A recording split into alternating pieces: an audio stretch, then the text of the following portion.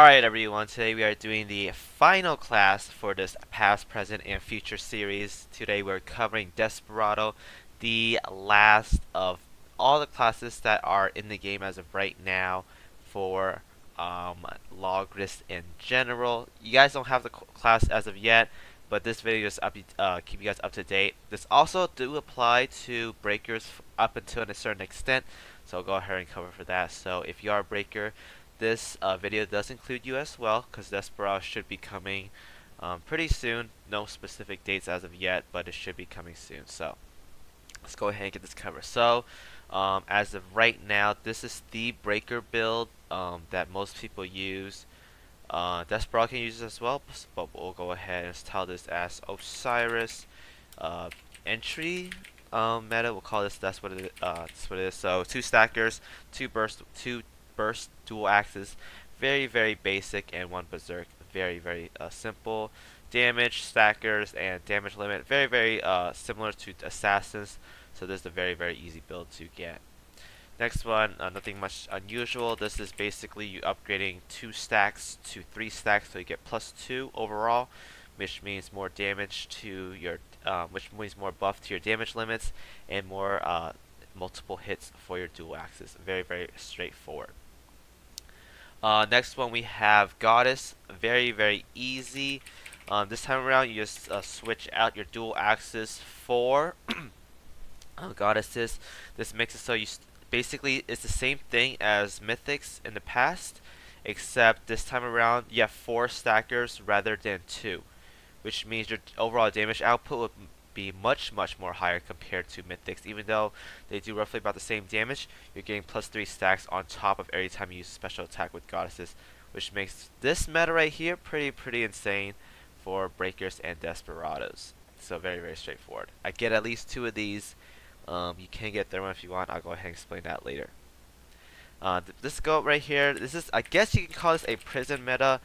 Back when I was playing JP, prisons were pretty used in the game, mostly because prisons got heroic and legendary before goddesses, which is kind of weird because I think goddesses came before prisons, but prisons got their heroic and legendary form before goddesses did.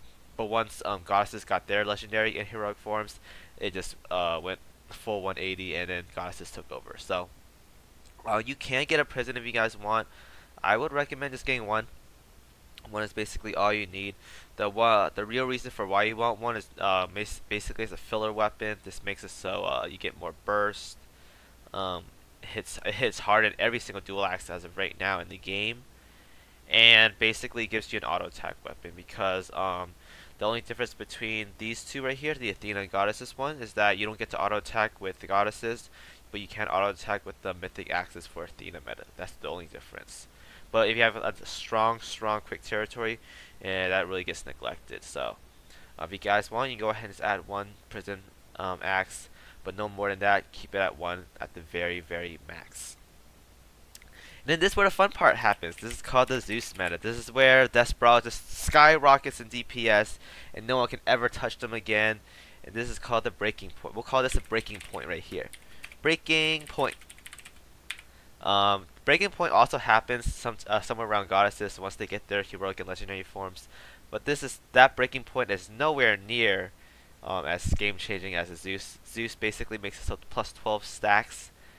So basically, Athena gets ×4, and then you get all these other stackers as well. So at this point, this is the strongest non-tier 4 build in the game as of right now in Logres. Well, you can add a word god, but I'm not talking about that weapon series. We'll talk about that much later in the future. But at this point, this weapon is 3 burst, 4 stackers, and you can get up to 12, 3, so that's 9, 21 stacks, depending on if you keep that heroic. If you keep this heroic as well, that's 13, so you're looking at like 22 stacks, and then damage limit on top of that. So this build right here is the absolute best DPS build in the game once you get it. So if you guys are building breakers and desperados as of right now, once you get your 3rd spoon, just wait it out, get your Zeus. If it's on color, you're done. If you get this build, it's game over. No one will ever touch you in DPS. I 100% guarantee you, no one's going to touch you. You can add Imprison if you want as a filler. If you don't have to, that works perfectly fine as well. But if you want to be an absolute DPS god, and there's like, let's say bosses with like 500 billion HP, this is the build to go at. This build will make it so you're always damaging at your max because you're always stacking, and it's always hitting for a lot. So this build right here is absolutely the strongest. And so this is the tier 4 meta. We'll go about talking about this. So you can add a Durando.